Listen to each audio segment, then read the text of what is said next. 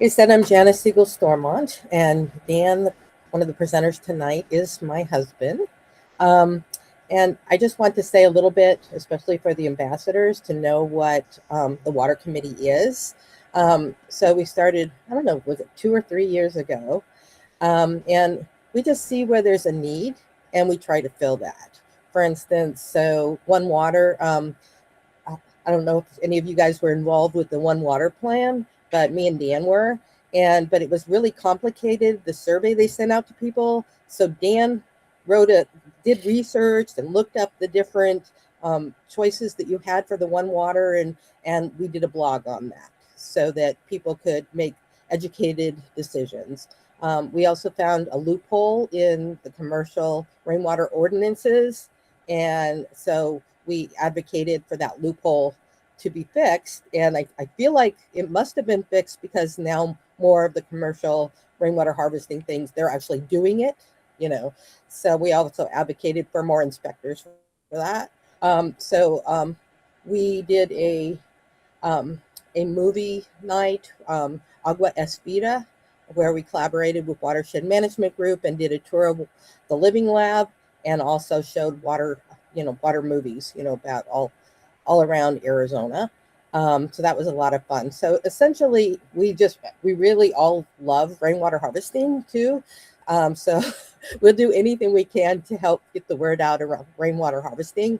Right now, I have a campaign called hashtag Love My Rain Basin, and I meant to bring my little hashtag, but anyway, there's my hashtag. And so if you have a rainwater harvesting basin, what I'm asking you to do is to take a picture of it and put it on your social media with the hashtag Love My Rain Basin. You can say a little something if you want to, but then we can reach farther than my social media. And I'm also not on Facebook anymore. So if anybody's on Facebook, you're going to have to do the heavy lifting for me because I got kicked off and I'm not going back. So, anyway, so yeah, that's those are some of the things that we've done. And we did presentations for HOAs, and we will do, like, with somebody requests, Dan will do a presentation for different groups if they ask. Like we've done it for well, sometimes he does it under the hat of Watershed Management Group and sometimes for Sustainable Tucson. But we use our experts where we can, and so Dan is one of ours, and he did a presentation for Brenda's HOA, for instance, and we did some at libraries. So that's also, we're just there when people have a question, like Anne. We're there to try to help them the best we can. So anyway, so let's get the ball rolling. And Dan, would you want to start us off with rainwater harvesting? I will do that. Let me go ahead and share my screen this time. So there we go. All right.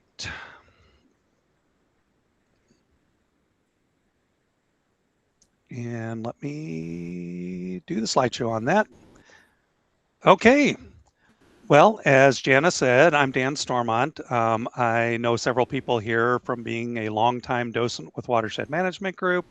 I'm also a certified water harvesting practitioner, and I'm a member of the Sustainable Tucson Water Committee, as well as a number of other things that I do. I do some work with teens and tweens on coding, mostly focused towards sustainability issues, and I'm also the chair of the Commission on Climate, Energy, and Sustainability for the city of Tucson, at least for right now, until my term runs out.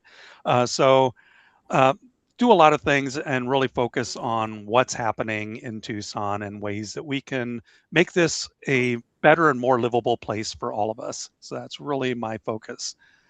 And what I'm going to talk about right now, we actually have a two-part presentation. So I'm going to start off and then I'm going to hand off when we get to the appropriate point to Xochitl, who will talk about the other part. So I'm going to start off with rainwater harvesting, water in the desert. And we'll make sure that this is actually working the way I want it to. Okay. So the Hohokam, which is actually an O'odham word for those who disappeared, were probably the first settlers that we know of here in the Sonoran Desert. There actually were some people here before them, before we identified them as a people, but they were the ones that were here. The were here before that. So sorry, I'm trying to add whoever just jumped in here. There we go. Okay, so um, they were here and they reached their peak around 1300 Common Era, so 1300s. And that peak was about 80,000 to 100,000 people in the area between Phoenix all the way down to the Gulf of California. And then they disappeared around 1450. And part of the reason there's a little argument about why they disappeared, but part of the reason is that climate change affected their irrigation systems they used for growing the food that supported all the people living here. But whatever reason that was, they disappeared. And of course, today, and I need to go back to this one, the Thanaotham are some of the descendants. Also, the Yaqui are also believed to be descendants of the Hohokam, and they continue some of the many of the practices they established, and especially the Otham were masters of Akchin farming, which is essentially floodplain farming. So they took advantage of the monsoons and the overflow from the rivers to grow the crops that they relied on.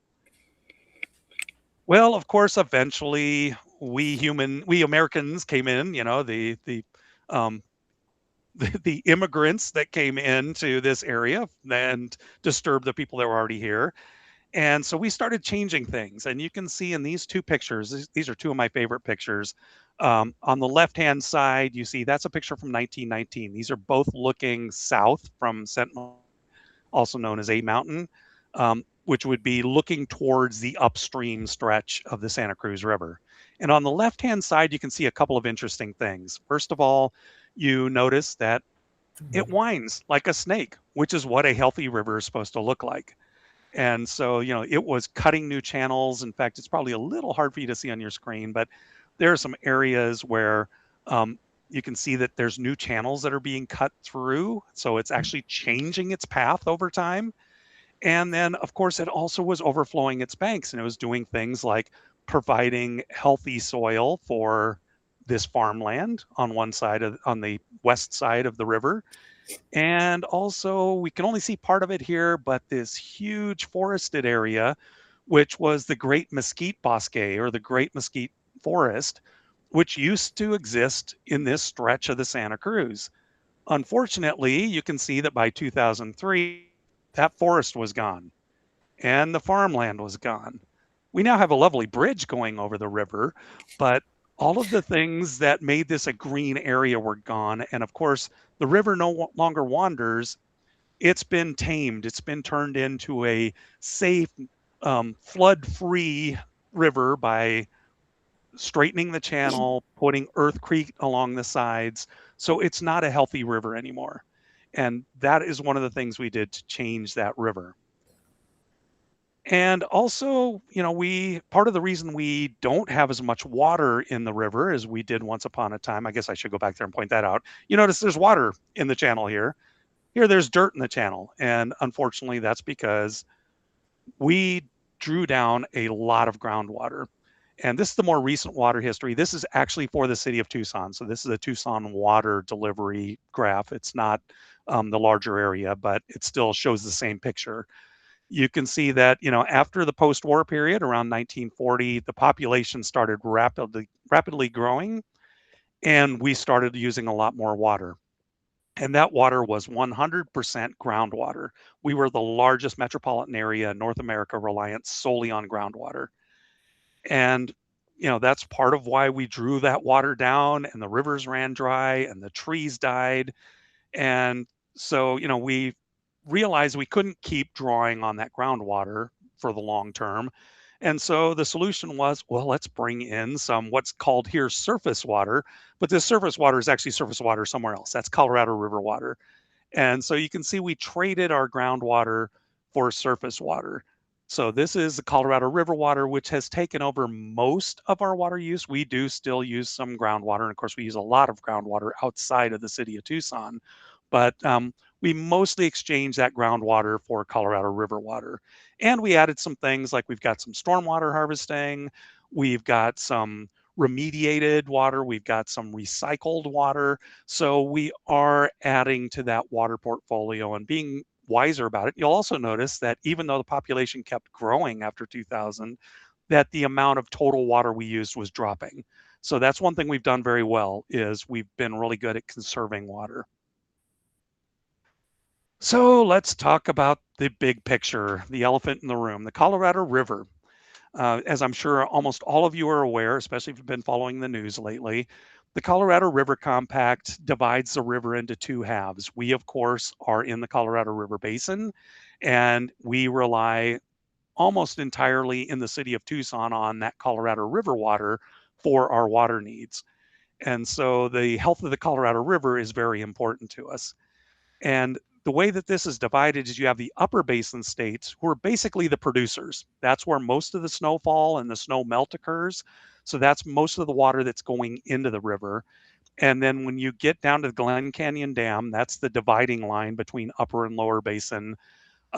That's where it kind of switches over to the consumers. So most of the states in the lower basin are consumers of water more than we are contributors to that water, more than we are producers. And of course, there is a compact that we signed that is expiring at the end of this year. And as you're probably aware, the states could not come to an agreement about how we were going to divide up that water. We have less water than the original compact was based on, because we actually based that original compact from the 20s on record high river flows, and we don't have that much water, especially in a time of drought. And so all 7 states and Mexico have been trying to decide, how did we divide that water up equitably. And to be honest, we have not done a good job of that, and we couldn't come to an agreement. And so there's a very good chance towards the end of this year that the federal government is going to step in and they're going to apply a management plan to the Colorado River. And so the outlook's not good. That federal intervention will probably significantly reduce the amount of water going to Arizona as one of the junior partners in the Colorado River Compact. And it'll also, probably also reduce Nevada's water, if not eliminate everything that they can't take from Lake Mead, that is. And it's going to make it kind of difficult even without that federal intervention, because there was, at the same time that this word that the states couldn't come to an agreement came out, there was also a new 24-month report on the state of the river that was published. And I know, again, I realize this is an eye chart. This is the current situation for the reservoirs we rely on. The two biggest ones, of course, are Lake Mead and Lake Powell. Usually we base our water shortage plans on the Lake Mead levels. There is some talk in a federal, if they apply a federal guideline to that, that they're going to look at both, and they're going to try and between Lake Powell and Lake Mead, partly because Lake Powell, is getting really low, and there's a concern that it won't even be able to generate power anymore because it's a hydropower dam just like Lake Mead is. And so there is talk about trying to level the amount of water, which of course will mean less in Lake Mead as well. And that's enough of a challenge. You can see even in the current conditions, we're in a tier 1 shortage right now, which means that a lot of agricultural users in Arizona are not receiving water from the Colorado River. And also you can see that Lake Powell is down to just over a quarter of its capacity. But when you look at this chart, these solid lines here are calendar years. So this is 2026. And right here, this is what's happened so far. And then these are projections. This blue line is the most likely projection. And what you'll notice is we seem to be okay for this year. But when we hit 2027, and unfortunately, they determine what the shortage declaration is at the beginning of each of the calendar years. So we may not really be in trouble at the beginning of 2027, but if you look at the end of 2027, that is a tier 2B drought declaration, which means it is one step above saying nobody can get water out of it because there's just not enough water to be able to release water from the dam. So that is not a good situation to be. You can also see from these charts, I know it's kind of like a spaghetti chart here, but This purple line way up here is the median value over a 20-year period. You can see pretty much everything in the past few years has been below that. And this line right here is where we're at right now. So less snowfall, less snow melt, lower water levels in the reservoirs means a problem for us. So what can we rely on? We do have a local water resource, and that's rainwater, which is what we're going to be talking about. Um, it's unfortunately, just like actually the levels in Lake Mead and Lake Powell, um, it's not consistent over time, of course. And, if you've been paying any attention to how much rain we've been having lately, we went through a period, this is the last 26 years of rainfall, according to the National Weather Service in Tucson. And so, you can see this decade was pretty dry. This decade was actually quite wet.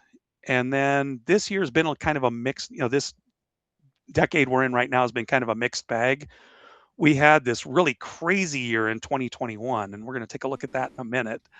But, some of them are below the average line, some are above, but right now we're running at an average over this 26-year period of about 10 inches of rain a year. Now let's see what that looks like. You remember when they used to say here in Tucson that there were two rainy seasons? You had a winter rainy season and the monsoon season. And so you could kind of count on rainfall both times a year. And as a water harvester, you could kind of plan your water harvesting, assuming that, I can capture about half the water I need during the summer, during the monsoon season, and the other half during the winter storm rains. Well, it hasn't really been working that way the last few years. These blue bars are the average precipitation, again, for Tucson, according to the National Weather Service. These lines here are the different years. Remember that one I showed you with 2021, where it was like just a huge, way above normal rainfall? Well, that year was really dry up to that point. So all the way through June, it was a drier than normal year. Then all of a sudden, we had this insane rainfall in July of over 8 inches, and another well over average rainfall of 4 inches in August. Then it dropped back down to being below average again. So we got, nearly more than 12 inches. We got more than our average rainfall in just 2 months, but the rest of the year was dry. And that's kind of a pattern we're seeing. I'm sure some of you remember when I was an undergraduate here longer ago than I like to admit. I remember you used to be able to set your watch by the monsoons. It's like by noon, you'd see the clouds building up over the mountains. Then you'd see them dropping down into the basin. And by about 3 o'clock, you'd get 15 minutes of rain, and then it'd be done for the day. And then the next day, it would repeat it. And it would just keep doing that throughout the summer. Well, that's not happening anymore. We're getting these really far above normal or well below normal rainfalls. And then just, the things that is saving us, like for example, 2024 also managed to be slightly above normal, but 2025 managed to be slightly above normal, but only because of October, which really bumped up the amount of rain. Same thing with 2024. We had some big rains in July, but generally it was kind of a dry year as well. So it's not normal. This is kind of what Catherine Hayhoe calls global weirding. We don't have normal rainfalls anymore. So think of that as you're thinking about how am I going to get enough rain to meet my needs at home? And that's what we're going to talk about now. So I'd like to talk about some principles of rainwater harvesting. These, of course, come from the guru of rainwater harvesting, Brad Lancaster. If you have not read this book, I highly recommend it. You can buy it in bookstores around town. You can buy it at the Watershed Management Group Welcome Center.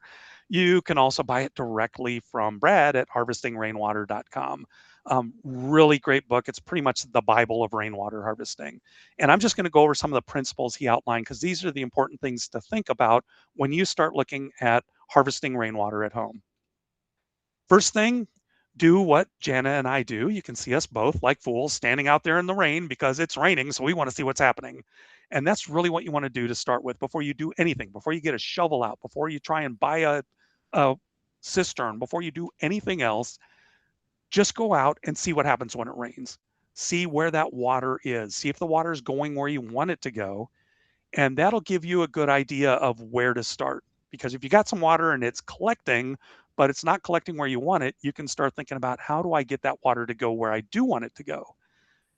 And then once you've done that, you also want to start at the top of the watershed. And usually there's two places for it. I mean, the most obvious one is the water coming off of your roof. So you can see here, this was water sheeting off of our patio roof at our house. And we realized that is a good source of water that we can use. And so I put in some gutters along this patio roof and put a tank down at the end so that I could collect that water that was just sheeting off of the roof. The other thing, of course, is you probably have a lot of things that are hardscapes, like a driveway, a sidewalk, whatever that is. That water is also flowing from high points in your yard to low points. And so you can take advantage of that. If the water is puddling too close to your house or not where you want it, then you can just dig a shallow basin like I did here in our front yard to move that water farther out to where you want it.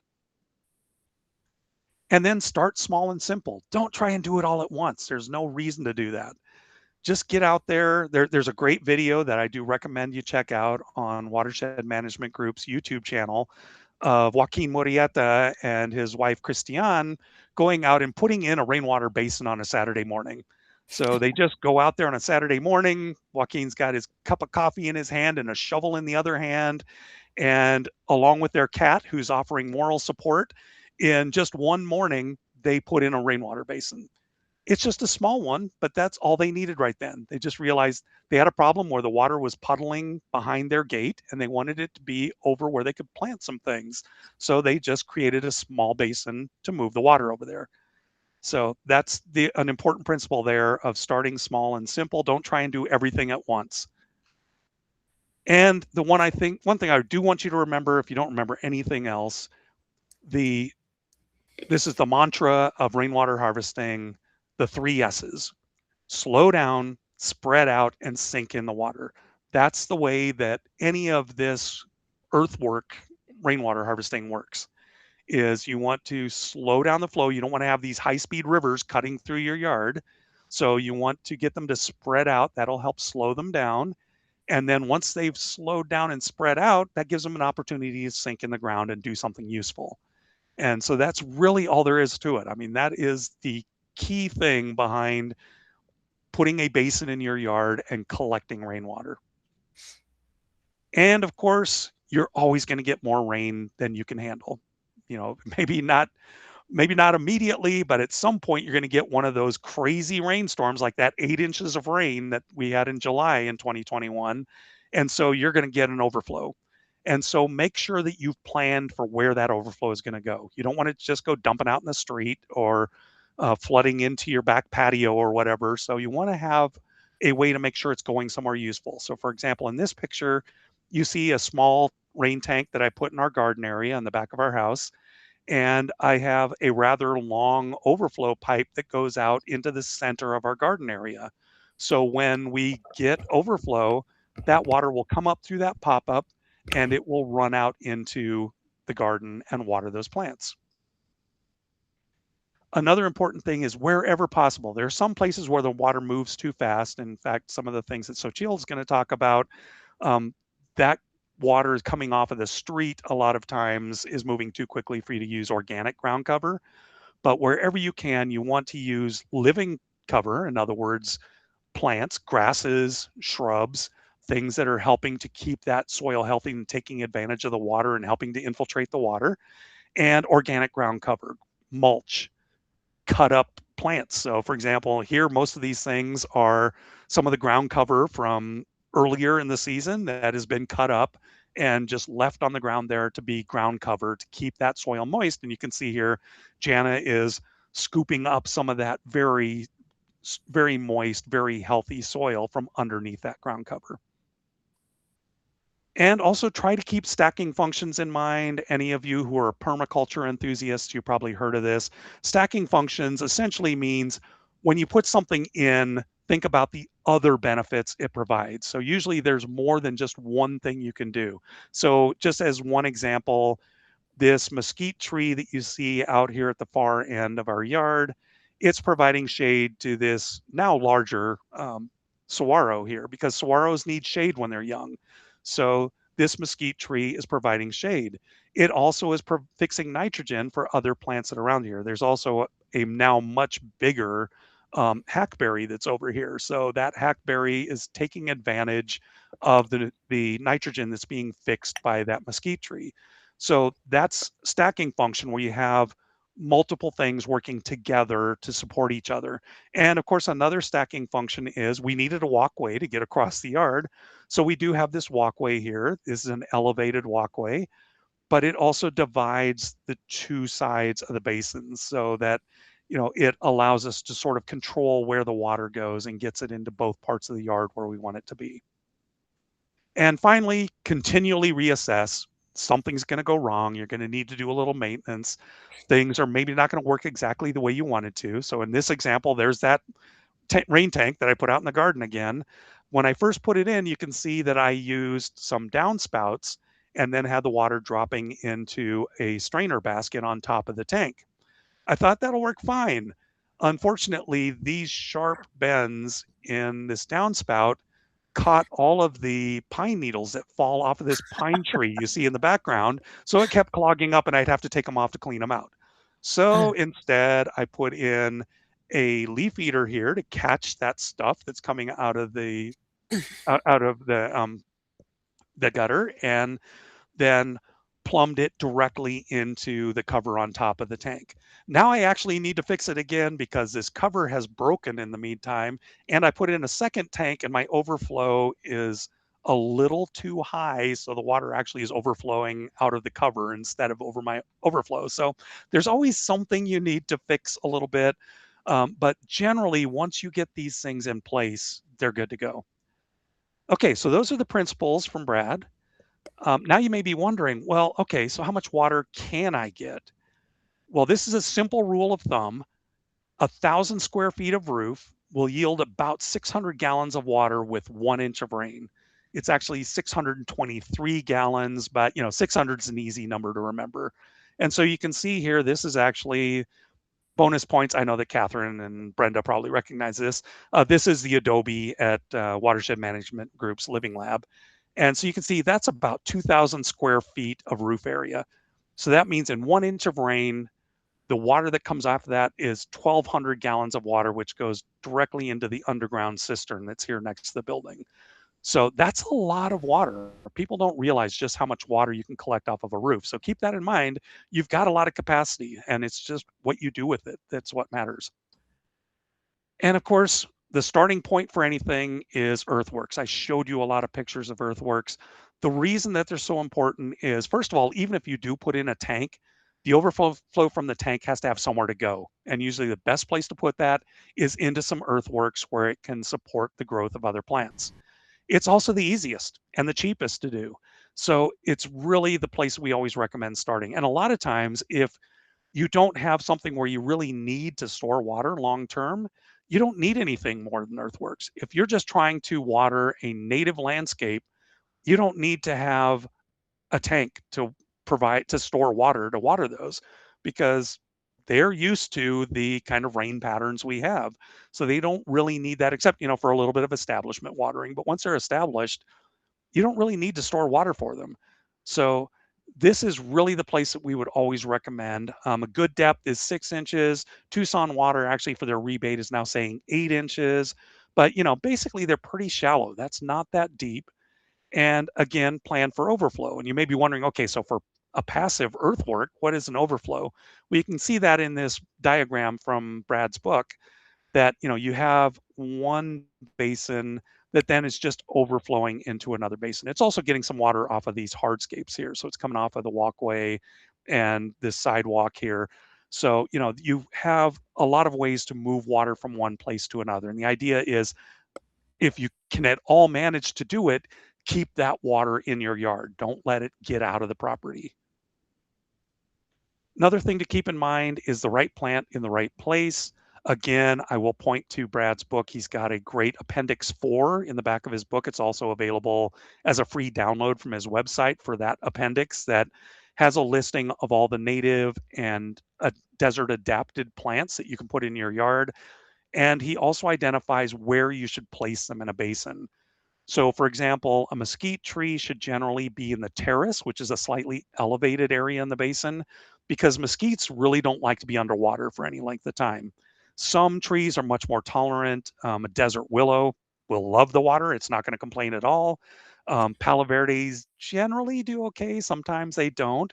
But a mesquite does not want to have its feet in the water for any length of time. So, keep it up in the terrace. The bottom is the place to put those native bunch grasses and the shrubs and everything else that just love the water. They're not going to be mind if they're sitting in water for about 12 hours while the basin infiltrates. So that's the place to put those. And then, of course, up on the edges, that's where you can put things like your cactuses and things that don't need as much water. Now, granted, we have a volunteer cactus that put itself right in the bottom of a basin. So they may be okay with it, but they don't need to be in the bottom of the basin. Okay, so that's passive rainwater harvesting. That's earthworks. And again, that is the easiest lift. The other thing, of course, are tanks and cisterns, active rainwater harvesting. And the reason it's called active is unlike passive, where the water just goes where it's going to go and starts doing its thing. For active, you need to turn a spigot to get the water out or put a timer on for irrigation or whatever you're going to do to get the water out of the tank. So that's why it's active versus passive. And of course, this is what most people think about when they think about rainwater harvesting. The first thing they want to do is they want to run out to the rain store on Grant and get themselves a tank to put in their yard. That's fine to get one if you have a reason. So make sure you have a reason for storing and using that water. The thing that really kills me is when I hear somebody say, "Oh yeah, I've got this big tank at my yard in my house, but I never use it for anything." It's like, then why are you collecting it? You need to put that water to use. It's really important to have that if you're doing something like growing a veggie garden, watering fruit trees, anything that needs regular watering that's not going to be met by the rain cycles. That's a good reason to have it. Or like at as Catherine actually does, or as Watershed Management Group does, if you're drinking your rainwater, that's a good reason for storing it. But otherwise, you don't really want to store it unless you have a reason to use it. I am going to point out a couple of things from this. I already showed you a few of them in those pictures earlier. Here you can see this is the collection area. So here's the roof. It's going down into a gutter. You've got a downspout. Comes down to a leaf eater. The leaf eater is really important. That's to capture the big things coming off the roof so they don't go into your tank. Then you have a pipe. I actually wouldn't recommend a pipe that looks like this, but this is the inflow pipe going into the side of this tank. The tank is opaque, so it's not letting sun water go in or sun go into the water. The reason you don't want sunlight to go in there is because you'll have a lovely algae farm if you do that. So you want to keep it opaque so that you're not getting sunlight in there. You also need a vent. Most anything designed for rainwater harvesting has a vent system built into it. Um, it needs to be screened to keep critters out, especially things like mosquitoes. You don't want to be that person with a mosquito generator in your neighborhood. And you also need to have an overflow. So here's the overflow pipe here. This is coming down. This is actually my favorite kind of critter preventer here. It's a little backflow valve. It's enclosed and has a flapper inside of it. So it's all enclosed. It doesn't get clogged up easily. So it's a really great one if you have the room for it.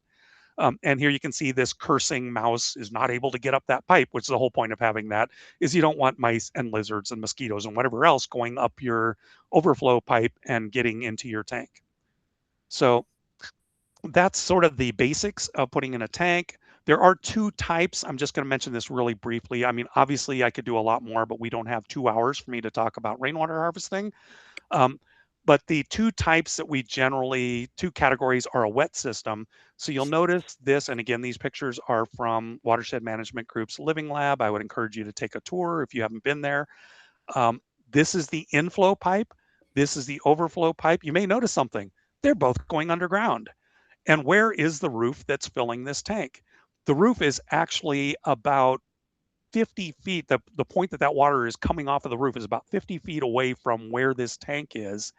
And that water is coming down underground and coming up into this pipe and filling the tank. And then when it gets to the point of this U, I love the combined inflow overflow design, it will start going down the overflow. So this tank will fill up to the bottom of this U here, and then it'll start overflowing. The advantage of a wet system is you can put the tank where you need it instead of next to the roof you're collecting the water from. The other one, of course, is the dry system, and it's called a wet system. I should point that out because this pipe always has water trapped in it between rain events. Because as you might guess, there's no way for that water to drain out. It's underground. The dry system is this one. If the tank is right next to the roof, then you just need that leaf eater. Here's your inflow pipe. The water just goes straight into the tank. When the rain event stops, the water all drains into the tank and that pipe is dry. So good for a tank that's right next to whatever roof you're collecting the water from. This is cheaper and easier to do than the wet system, but the wet system has the advantage of being able to put the tank where you want it in your yard instead of right next to the roof. And then one last thing, stormwater harvesting. I'm going to talk about doing this at home, and then I'm going to hand this presentation off. Right-of-way basins are a good way to collect that dirty water coming off of your street. If you're lucky enough that your water actually runs down your gutter, it doesn't in our street, it runs right down the center of the street, so we can't touch it. But it's a good way to collect that street runoff, bring it into the right-of-way, the area between the curb and the sidewalk, or where the sidewalk would be if there was a sidewalk, and provide water for your street side landscaping.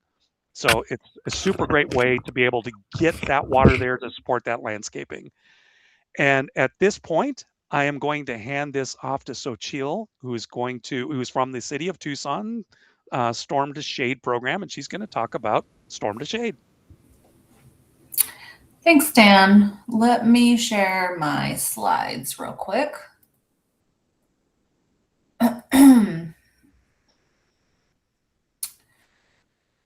And all right, here we are. So my name is Xochitl Coronado-Vargas, and I'm with the City of Tucson's Storm to Shade program, which is the city's green stormwater infrastructure program. So, and we're out of the water department. So Dan showed this graph earlier. Storm to Shade, what we do is we build green stormwater infrastructure, which is passive rainwater harvesting. It's passive rainwater harvesting because when it rains, stormwater is running down the street or off of a roof. And instead of capturing it in a tank or something like that, we just put it into the landscape. And so as part of our One Water plan at Tucson Water, we are incorporating stormwater as one of our types of waters that we want to value and that we want to use. We can't meter it because it's coming from the sky, and it's not going through our like gray infrastructure. So it's hard to quantify how much of that we're using in our landscapes, but it does offset the use of municipal water to water landscapes. And that's one of the biggest reasons we use it. So Storm to Shade does two things. We build new green stormwater infrastructure, and we maintain new and existing GSI, because green stormwater infrastructure has been built in Tucson for 25 plus years. But without a proper maintenance plan for the GSI that was built, a lot of these things went into maintenance disarray. So our program took these, we call them assets that were built all over the city, and now we maintain them through our maintenance program. The way we select at Storm to Shade where we're going to build new projects is through an equity priority lens, and equity that has to do with we prioritize places that have more socio economic vulnerabilities and that have been historically disinvested.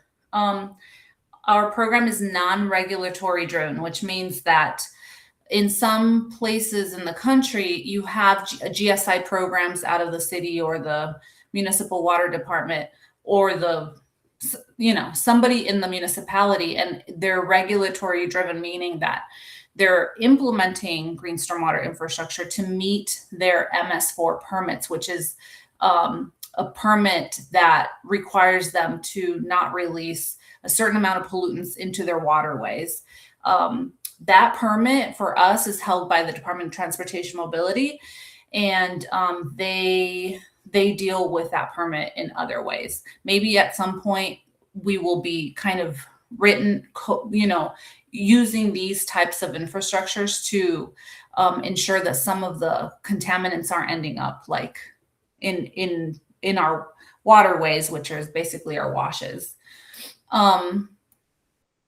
But what we do is we create landscapes on public property that could be like a park or a street or just like a property that the city owns. And we make openings on the side, maybe it's on the side of the street where stormwater that would normally just flow on there and find a storm drain actually can flow on that street and find an opening and enter the landscape. And then there's basins there, and there's the green infrastructure part of green stormwater infrastructure is that the plants are there to take up that water. So the plants are there to really use it up. And as a co-benefit of that, you have plants. So you've got the qualities that plants provide. They filter through their roots, they filter some of the contaminants out of the water, they filter the air, they create places, little critters to reside, pollinators, birds, and then they create shade. So then there's spaces where people can feel comfortable walking around, hanging out, watching the butterflies, the hummingbirds, things like this. So our program is funded through Tucson Water. So if you live in the city of Tucson and you pay your water bill, you will see a little line on your water bill that says green stormwater fee. And it probably comes out to $1, a little bit more than $1 a month. And that goes to pay the stormwater fee. It all gets kind of put into one pot. And from that pot, we use it to build new projects and also to do the maintenance part. And then we are housed under also in the same kind of division at Tucson Water as the conservation program. So if we think about green stormwater infrastructure as a way to conserve water, because that's really what it is. We're adding to our urban forests without tapping into our municipal water resource. However, I'm going to skip the slide because it's convoluted. I do have to say something about that, is that the plants that we plant in green stormwater infrastructure do require, even though they're all native plants, they do require establishment watering. So what we have found is that it's actually more cost effective to put in an irrigation system for our green stormwater infrastructure projects than have somebody hand water them, because hand watering it's so expensive. So we put in irrigation systems so that for the first 2 years, sometimes like this past monsoon season, we didn't get any rains. It was awful. And so many plants around town were dying. So we were like, even if some of our projects needed to be, or were kind of at the age to be turned off of irrigation, we didn't turn them off because they would have gone into shock and all the plants would have died, even though they're native plants. So the irrigation systems, they're kind of fail safe, and it's really nice to have them there. We do water all of these plants for at least 2 years. And then if we have long droughts or weird monsoon seasons, non-soon seasons is what we call them, then we can turn on the irrigation system again. So we have standard details. So we work designers to, we contract designs for our green stormwater infrastructure projects, and the designs can take a while to produce. And the designs follow construction details. So these are details that the city has developed for how to properly build green stormwater infrastructure. And they're built really so that they can be maintained properly, and as the program has evolved, because we started in 2021, we have really been able to understand what the best practices are for the GSI construction, and we're able to implement that into the construction details. Sometimes we leverage our funding. So if let's say a park is about to undergo some improvements through a 407, Proposition 407 that the voters voted on. Sometimes the Parks Department will say, here are the parks that we're going to be doing improvements on. Does Storm to Shade want to do something at these parks? If it matches our priority in terms of like tree equity, indicators. So like, let's say it's a park on the south side. There's not a whole lot of investment that's happened on the south side. It happens to be really high social vulnerability. We'll say, yes, we want to find a place in that park where we can take some stormwater off of the adjacent street and put that water into a big swale or basin in the park. So we'll do that. Sometimes if there's a street project happening, like a new bike boulevard or something, all of the project managers at both of these departments already know that we have funding from our program to be able to add the water harvesting landscape elements that they might desire in their projects. So we work very closely with the other city departments so that they're not just doing, adding a splash pad and a couple of ball fields. They're also looking to us to see if we can add some more native landscape elements that collect stormwater runoff. We get some ward office input from some of our elected officials. They know where their most vulnerable communities are in their ward. And so they're able to kind of direct where we might be looking to do a new project. And then we use the tree equity score, like I mentioned before. And you can look up the tree equity score, but this is kind of an overlay on this map. So the really bright orange areas and orange areas, bright orange and orange, are the areas of Tucson that have higher socioeconomic vulnerability. The areas that are like green, dark green, and lighter green, they're the areas that happen to have like more tree coverage. There's a higher income in that area. There's more people with higher levels of education. And those also happen to be the areas that have already received a lot of investment for green stormwater infrastructure projects historically, like prior to the storm to shade being in existence. So we really want to focus on the areas of town that have less of this infrastructure and just less. Oh, and you can see where all of the GSI that exists in Tucson, where it's located. So like 40% of it is in Ward 6, which is kind of like the surrounding area around the University of Arizona, 25 in Ward 3, and so on and so forth. And you can go on our website and you can see where we have projects that have been either identified, they are being currently designed, they're being constructed, or they're complete. And so I encourage you to go on our website because you can see if there's something happening near where you live or work or hang out. Our website is tucsonaz.gov/GSI. If you want to. And it is really cool. You should really check it out. Thank you. And so we have a few projects that I'll just show you. So this is the El Rio Neighborhood Center. The Parks Department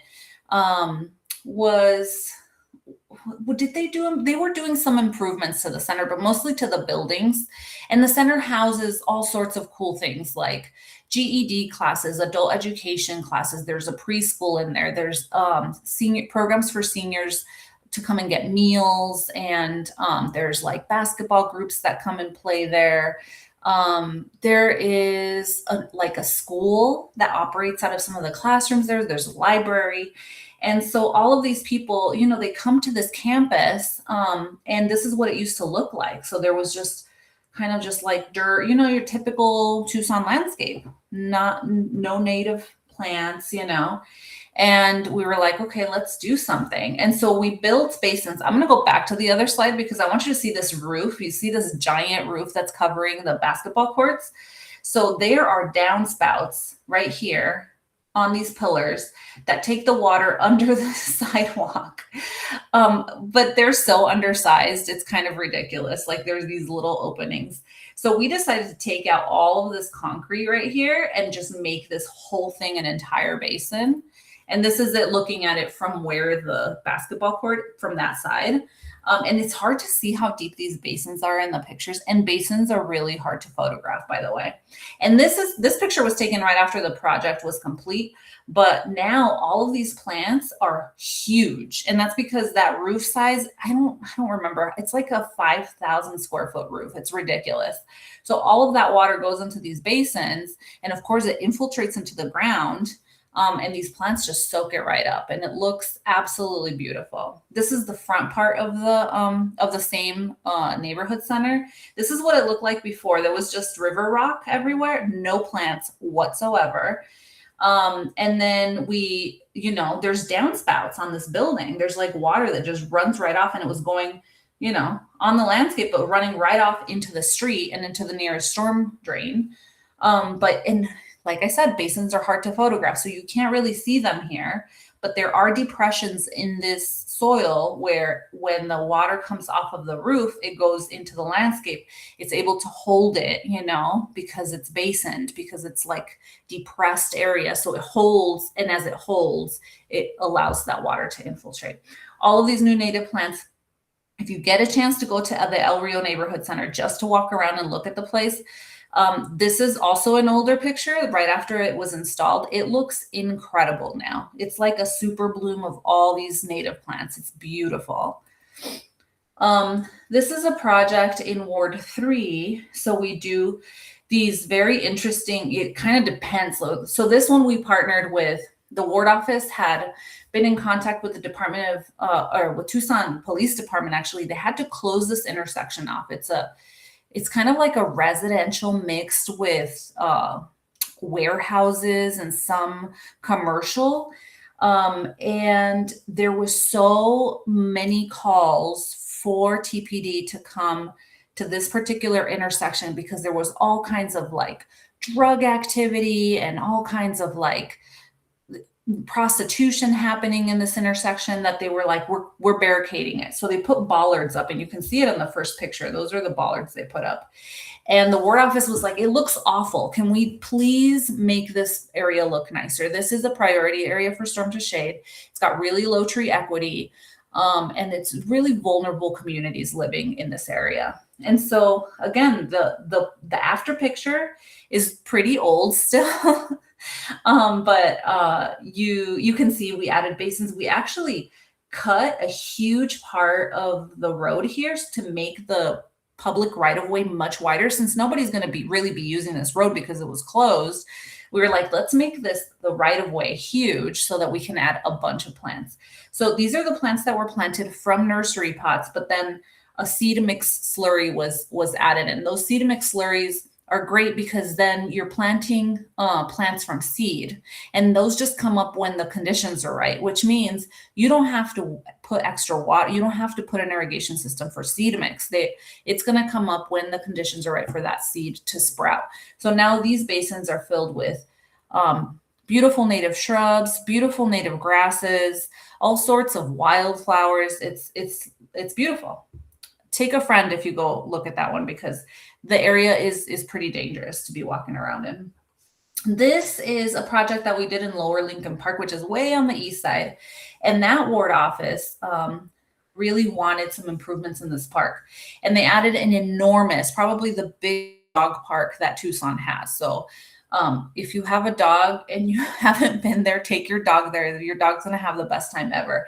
We obviously did not pay for the dog park, but the Parks Department was doing that improvement. And like I said before, when we work together, when the Parks Department's going to maybe do a project at a park, and it makes sense for us to also do green stormwater infrastructure on other parts of the park, we'll work together. So that's what we did here.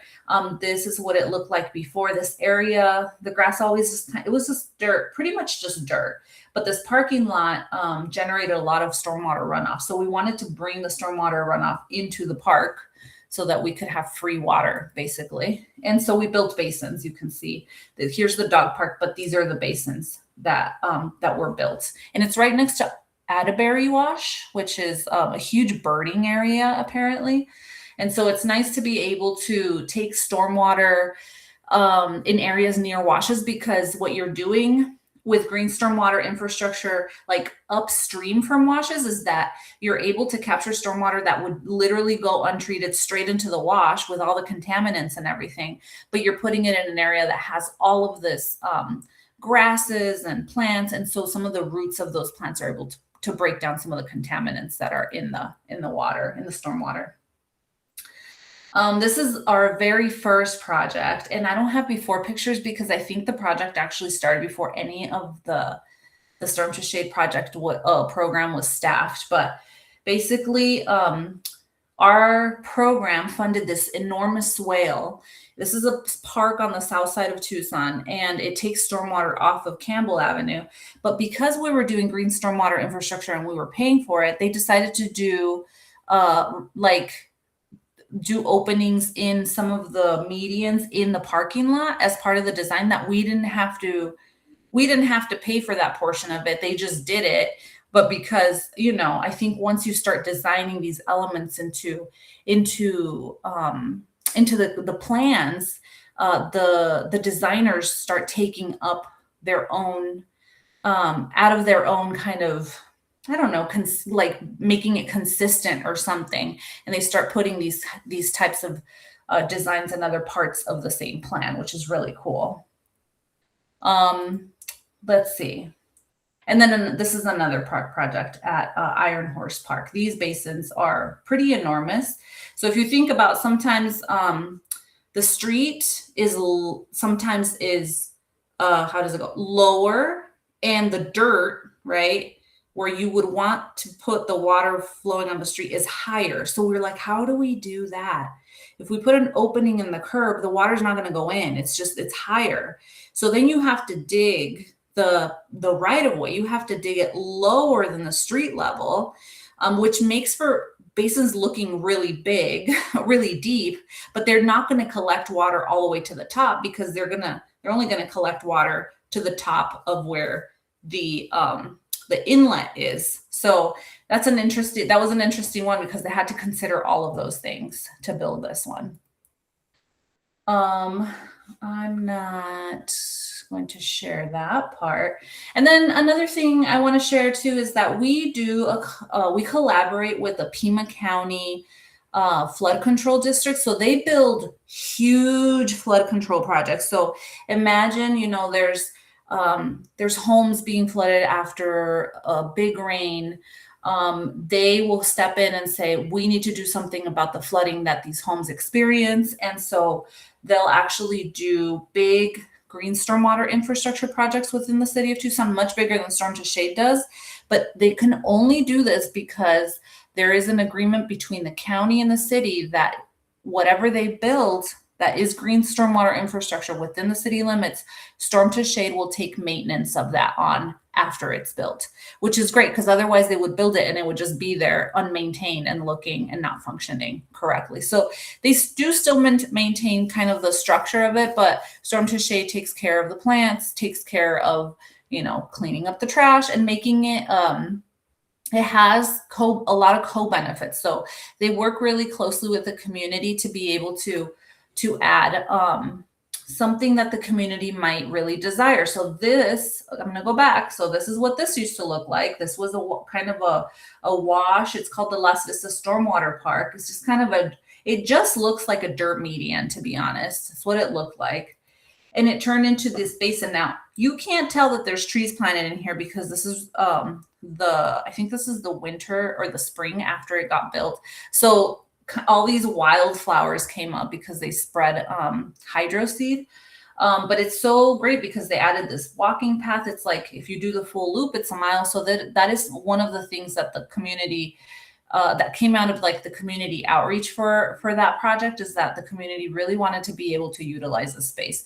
And how do you utilize a space that is supposed to be retaining stormwater runoff that could damage people's homes is you add an element that humans can utilize in that space, which is the walking path. And I think there's a picnic table and some benches in part of this stormwater park. And again, this is a little bit of an older photo, but almost every season, when I go see all of these projects, they look a little bit different every season because the plants are getting bigger, different things are blooming, different things are like, it's cool. And so back to our, our second kind of, we build green stormwater infrastructure, and the second thing we do is that we maintain it. So we have a maintenance program that's dedicated to storm to shade. We now have, it says 11 local GSI maintenance contractors, but now we have, how many do we have? 13, I think. And so it's great. We have contractors that have been doing rainwater harvesting on like residential properties for years and years and years. They've been doing this work, and then they applied for, to do the maintenance for our program. So they really know their stuff. And then we have some of the big landscape contractors that do some of the traditional landscaping, and people are like, they're going to just chop your trees down. But we have them go and get trained up. In the first picture you see at the very top, that is Santa Rita Landscaping, and they're talking with Brad Lancaster, and we were doing kind of a field day with Brad Lancaster at Dunbar Springs, talking about plants, talking about like proper maintenance for green stormwater infrastructure. So we want both types of landscapers. And this is why. If we just hire the little tiny guy that's been doing it residentially for many, many years and knows so much, those contractors tend to keep their businesses really small. So we're never going to be able to scale up this type of work. I mean, some of them might want to, but they tend to stay kind of like a small thing. But Santa Rita Landscaping is a huge landscape company, and they're constantly hiring people. And if we're able to train that many people to do this type of work, we're really amplifying the work and really spreading it to folks who haven't been exposed to it, like how to do this right. And it's been actually a really great experience. So we have lots of training that people can go to. We have a maintenance protocol and a pocket guide that they have to reference, and it's part of their contract. You can find that on our website as well. It's just like the very basics of how to maintain a GSI landscape. We also, everything that we maintain is documented in an asset management system, which means that there's a system that tracks all the assets with every data point that you can possibly imagine. When it was maintained last, what was done to it, how much water did it capture? Like all of these things are in the maintenance system. And then our maintenance program manager, she can deliver work orders to each of the assets, which is great, straight out of the EAM, the Enterprise Asset Management System. And then we do interdepartmental memorandums of understanding so that other departments know that this is GSI, don't touch it. This is storm to shade stuff. And that took a little bit of time because GSI is both in the streets and in the parks. So there's parts of parks that we don't want the Parks Department touching. And there's parts of the street landscape we don't want the DT, Department of Transportation Mobility, touching, because it's ours and we don't want them to do their standard traditional type of landscape to it. And then of course I'm the public outreach coordinator for the program. So I do a lot of community outreach because sometimes people see these landscapes and honestly, they think that doesn't look like it should look because they're not used to seeing that. And so they impose their own aesthetic preferences to how something should look, but they're not thinking about the functions that these things are having in our lives and in our community, right? And so, yeah, this is a great picture. This is a project actually the Department of Transportation and Mobility did on St. Mary's Road, just west of downtown. And water goes into these little scuppers here and it goes into these basins, and then one basin overflows into the next, and there's trees. And we actually don't maintain this. The Department of Transportation maintains this. But this predates Storm to Shade. And the reason we don't maintain it is because Storm to Shade doesn't typically do projects or maintain projects on arterial streets, which are our main roads, our heavily trafficked roads. So you may have seen a lot of GSI on Grant Road. Storm to Shade does not maintain Grant Road. It's too heavily trafficked. We maintain what we call collector streets, and we maintain neighborhood street projects if they're in our priority types of locations for equity. So yeah, so another thing too, just to point out too, when people ask about, well, how can we get GSI in our neighborhood? And we say, we as Storm to Shade, we don't take requests from the public, but we have a program that the water department funds, and that's a program through the Tucson Clean and Beautiful. And if there's community groups that are wanting green stormwater infrastructure in their neighborhoods, you would go, the group would go through an application process through Tucson Clean and Beautiful and apply that way. And the reason we don't take neighborhood applications is because we just don't have the capacity for that. We're busy installing these big projects where our priority areas are. And we have, you know, like Tucson Water funds this other program to be able to have the capacity to, you know, do projects really from the bottom up. We're trying to get projects done from the top down really fast. And it's still slow because we should have been doing this in this formalized way like 20, 25 years ago. People were doing it, but not formalized like the way that it's being done right now. So that's all I have for my presentation. I'm going to stop sharing. And I just want to, I think somebody's Do we have any talking. questions for her? Yeah, I have a question. I think you mentioned at the very end, or the bullets on the next to last-ish slide, that you have data on how much water you are harvesting in those.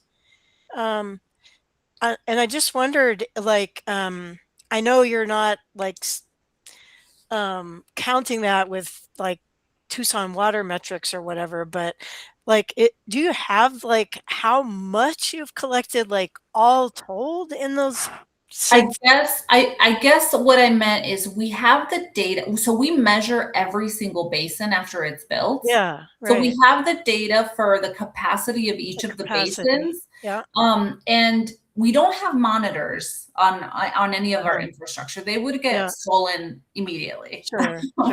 Right. But if we, for example, know that it rained, you know, so many inches or whatever, you know, 3/4 of an inch on this part of town, and we really wanted to know how much 3/4 of an inch was going to fill the amount of basins that we have built in that. We could calculate that, but it would take us really wanting to know, you know, based on a particular rain event, because we use this tool called Mosier.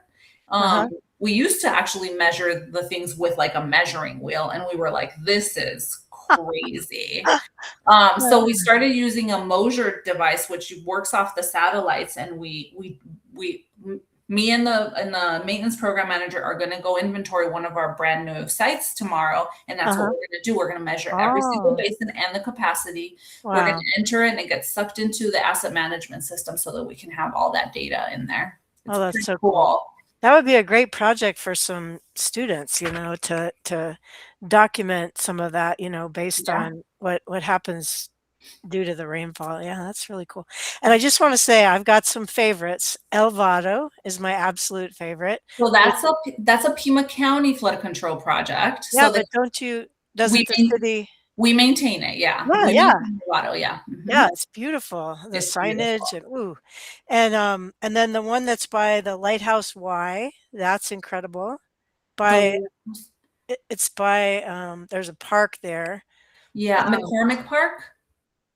McCormick, yes. So that's a project that Tucson Clean and Beautiful built with their mini grants program, but we also maintain it. Yes. Yep. And Seneca Park. That's a Pima County Flood Control District project. Right. I love Seneca Park, but also, yes, we maintain that So one. gorgeous. Yeah, Yeah. it's Yeah. beautiful. Yeah. Then Yeah. the story of Seneca Park is really cool because that was basically a Brownsfield. Like there was Yeah, it was. so much contaminated soil that had to be removed from that site Yep. to be able to put anything there. So Yeah. Yeah. so It's from going from that in a neighborhood to going to what it is now is yeah. it's a huge improvement for Yeah. sure. Yeah. I'm just a big fan. I'm always telling people, have you seen this? Have you seen that? And they're like, no, I driven by there. I never noticed it. I'm like, what? Yeah. So if any of you are interested in kind of seeing what Storm to Shade is doing around town, I always tell people you can always go on our website, but another great way is we have a presence on social media. We have an Instagram and Facebook account, and there's always so many good visuals of the new projects that Storm to Shade has built, or right after it rains, we try to get lots of footage of like how these things are working. So if you use social media at all, make sure you find Storm to Shade and look at that, because it's very, very fun to see. There's little educational bits in there too, like what's blooming and what's, things like that. Cool. So there's some things we'd like to talk about in our water committee. That we have Ann Peterson here tonight, who's been having some issues with people reporting her native vegetation. I don't know if you want to stay around and see if you have any suggestions for Ann, but it might be something that the water committee wants to take on. Just a few years ago, I was reported for having weeds that were higher than 6 inches. And so I did presentations with the Climate, Energy and Sustainability Commission on why those are part of my rainwater harvesting basin. So it's very frustrating for people who have rainwater harvesting or trying to have plants for birds to be reported. So Jana, do you mind if I say something real quick in regards to that? We just talked about that in our meeting this morning, and I was like, yes, like I think Storm to Shade has also been reported some of our locations, because native grasses are much taller than whatever I don't know what it's 6 inches. 6 inches. Okay. And right now there's a couple city departments working together to try to ensure that some of that code is changed so that it excludes certain native plant species. So just know that. Of course, that's going to take some time, but I think if you are out of compliance and you get one of those notices, I think you need to talk to whoever the notice is being sent from, the code enforcement people, because I feel like if you talk to the right person, I don't know who the person is, they can't possibly enforce that. I feel because the city is also doing that. Like we are the city and we are planting plants that are weeds. I mean, they're native plants and they're tall and they look like weeds to some people, right? But also it just takes community education, like who's actually calling and making this report. One of your neighbors must be calling and saying, it looks like there's so many weeds, and they're not understanding that this is actually what it's supposed to look like here, Right. Yeah, and it's frustrating because even I just got the garden district has an email list that they're encouraging people to report their neighbors for having these kinds of native plants. And so there's even an app where you can easily anonymously go on there and report people. So I'm really feeling for Ann. Ann, do you want to share? Okay, so I guess it was Wednesday or Thursday, I got a notice in the mail, and she claimed that I have overgrown and dead vegetation going all the way out to the street. Well, I work pretty hard to keep my right of way clear. Now, it's true, I think there's a line of globe mallow right at the curb. And at the boundary between my neighbor to the north, there's a line of grasses and poppies. We don't want to cut those down. But most of the stuff in my yard is native. I've been working pretty hard at pulling up the mustards and the haven't gotten to the sow thistles yet. they need a shovel. You try to pull them up and they break off right at the ground. And so I don't know what she's talking about. You know, nothing's dead unless, yeah, I mean, who lives anywhere where some trees don't go deciduous? The trees, at the time she took her photo, the trees were not leafing out yet. And so maybe she was calling those dead. My canyon hackberries don't get leaves until May. So they're going to look dead for a long time. What's amazing is I have a whole bunch of wolfberries, and those things are skeletons 2/3 of the year because they're like ocotillo. They don't have leaves unless there's the right combination of humidity, but they're fully leafed out now. And she said the cost of abatement is $10,000. And so that would be the fine I would get. And it's like $10,000 will cut down every tree on my property. And Anne, can you do you mind writing your email in the chat so that I can try to see who you can talk to at code enforcement that isn't going to be a jerk? Yeah, I called them and they were pretty nice. And they said, well, call the inspector. And she looked at the complaint and said, oh, well, she's going to be out of town until after March 1st. And here's my problem. I'm a geologist. I've got an out of town job that'll probably be starting right around March 1st. But I will put my email. Yeah, give me your contact, because I'm gonna see if we can find somebody that can be reasonable. Yeah, after I hearing, don't know how she got to be $10,000. I mean, it's incredible. When it happened to me, it was $2,000. Wow. You know, the threat. But I took that opportunity to educate every single inspector I ran into and their boss. But apparently, what is the who sent you the email again, Anne? It wasn't. Oh, it was a mail. It was a letter that came in the mail. No, oh, sorry. 18th. What's the name of it? What? What's the name of the organ? Planning and Development Services sent it. And the other one I just realized is they said you have 30 days, but the next inspection's on the 18th of March. So that's actually only 28 days because of February. But I called I called the actual inspector and left a message, and she hasn't called back. Maybe she's on vacation and is not going to call back. So tomorrow I'm going to try calling the front office again and saying, hey, you got to give me somebody to talk to. And I need to ask for an extension because I'm likely to be out of town for a lot of this period. And I'm not just going to go randomly taking out globe mallows and stuff before they bloom. No.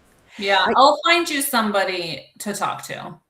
Yeah. Okay, Yeah. great. Thank you. Take her up on it. Yeah, I will. I'll put my email in here also if you need to get a hold of me, because I probably won't get to this until Wednesday or Thursday, just looking at my schedule, but I will find somebody. Well, Yeah, after I heard hear about Jana's woes, I started making signs for every single plant in my yard because they're all native. Like this is not a weed, it's a native plant. Like if an inspector comes, they're going to see them all labeled.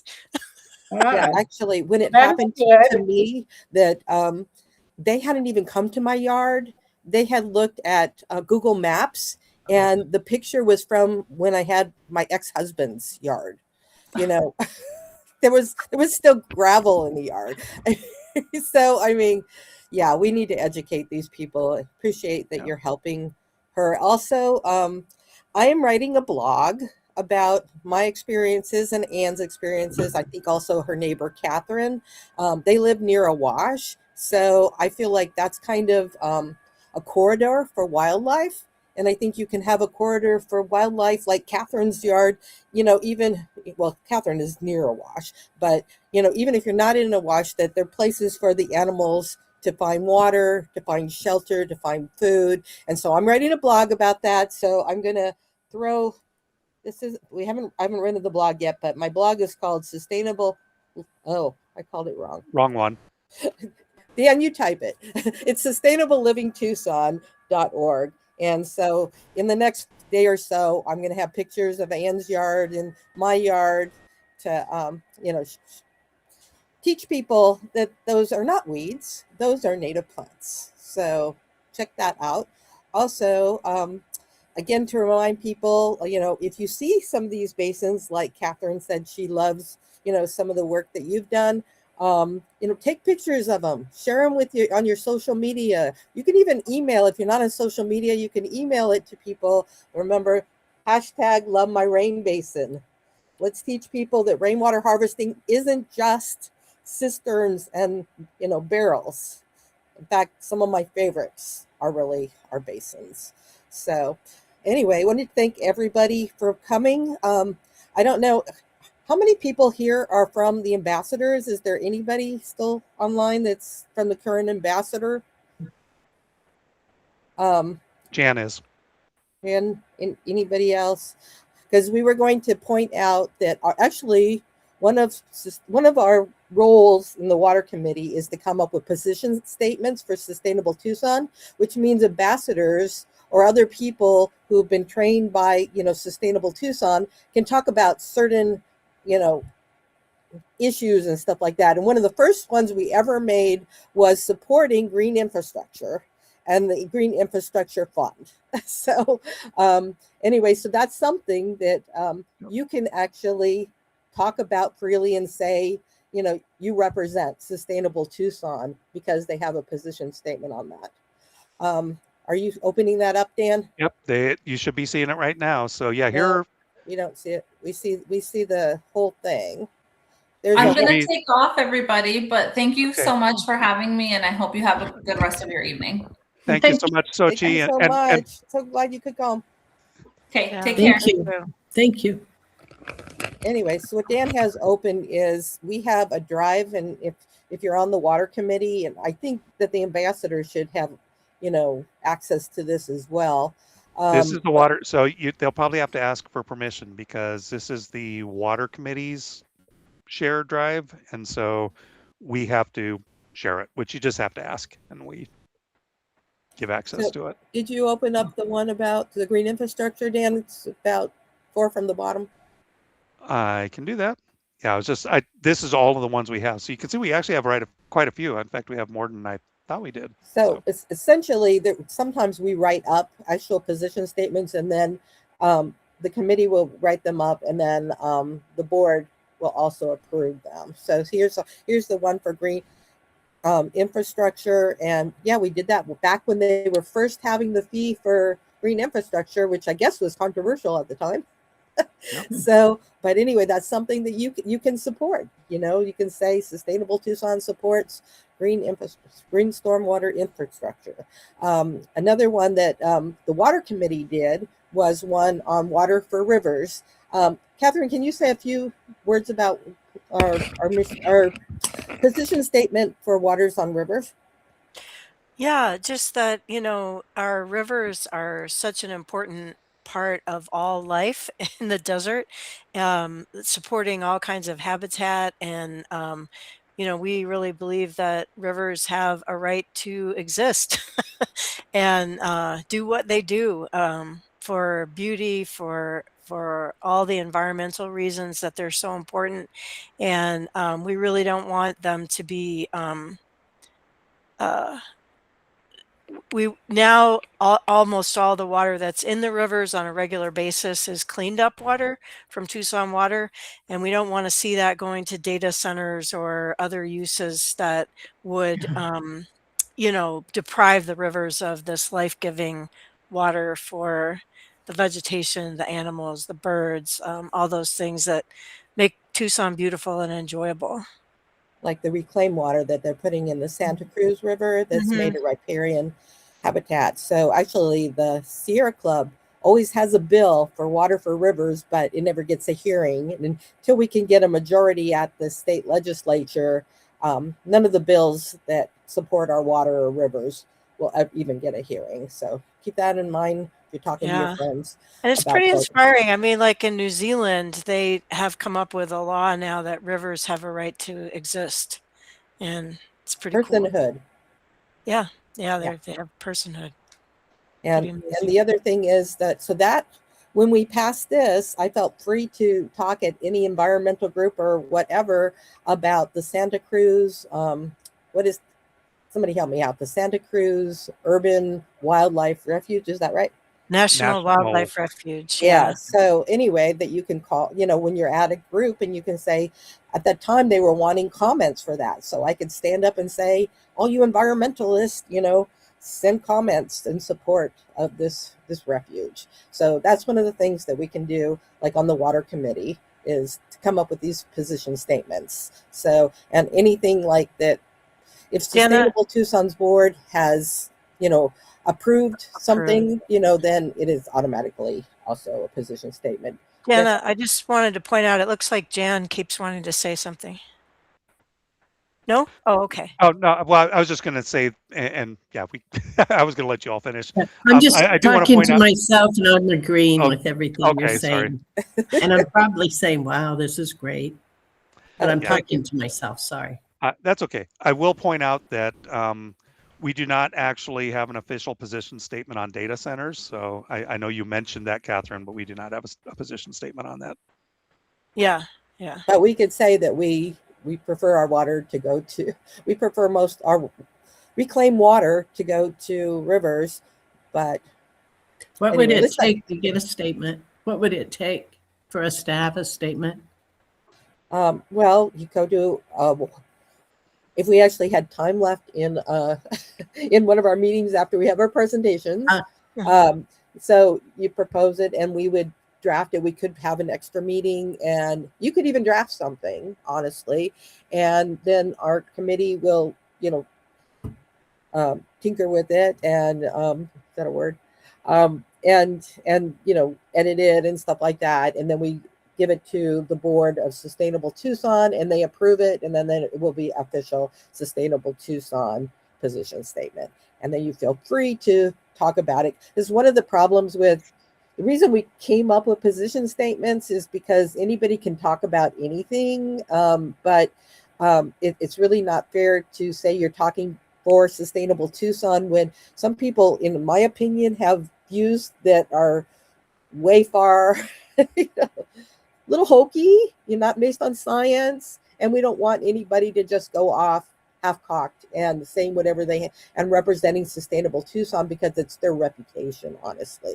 So that's why we came up with position statements. Yeah. And making sure it's board approved. So. And Yeah. I'm sure that if the ambassadors are teaching you stuff, the stuff that the ambassadors teach you should be ambassador position statements. So you could talk about the things you learn at the ambassadors. So I think that we're out of time. I had another idea that I could just throw out there, but not really totally discuss it. But we're looking for projects in the future. Maybe we'll, do another, Agua Espita film festival or something, because that was just fun.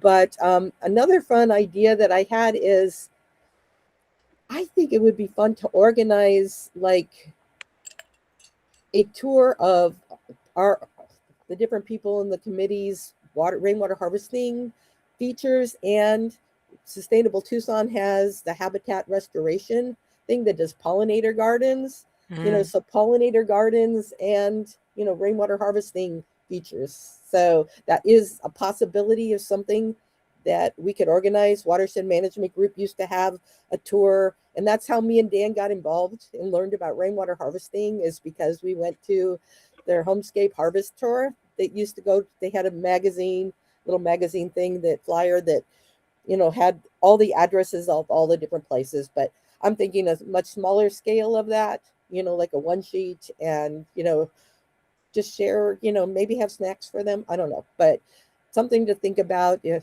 anybody wants to join the water committee, I put in the thing, our next two meetings. The next one Catherine is doing on using water indoors, and then we're doing Rainwater. Rainwater. Using Sorry. rainwater indoors. Of course, water. Yes, let's have water indoors. But anyway, it's up here in the blue. At least on my screen, it's the blue. That's going to be March 30th. And then we're going to have one on water quality with Linda Robles is a champion against PFAS because she actually lost a member of her family to a disease that was caused by those contaminations in their water in South Trichloroethylene, Tucson. right? So that's the 27th. But Catherine, can you just tell us a little bit about what this means using water indoors? Yeah, so I actually Watershed Management Group got asked to do a webinar for Bernalillo County, which is the county that Albuquerque is in, about using rainwater indoors. Watershed Management Group has a water purification system that they use, and I got so inspired by that that I went to 2 of their home tours where people were doing that at their homes, and then I found somebody who could install a system on my house. So I drink and cook with potable rainwater from some of my cisterns, and then I use rainwater for all kinds of other uses indoors. And so a lot of times when I get a bill from Tucson Water, it says, "Oh, is something wrong? You didn't use any water." And it's just because I didn't use enough water to meet their minimum amount that has to be used to be billed for. So, so that's what the talk is going to be about, is kind of what I've done here at my house. Dan did a really good job of talking about using the basins and infiltrating rainwater in the land, and then the tanks. And then I just took it a step further and said, well, how can I use this water indoors as well? So that's what I'm going to be talking about. Yeah. Well, we're looking forward to that presentation, Catherine. So yeah, that's on March 30th at 7 o'clock. Eventually, we'd like to get it a little earlier, but since we've advertised everywhere, it's 7 o'clock. After these, next 2 sessions, we might look at having our meetings at 6 o'clock. But for now, they're 7 o'clock, the last Monday of every month. Please join us. We'd love for you to be a part of it. If you love water, if you love rainwater harvesting, you're going to love these presentations. And thanks so much for coming tonight.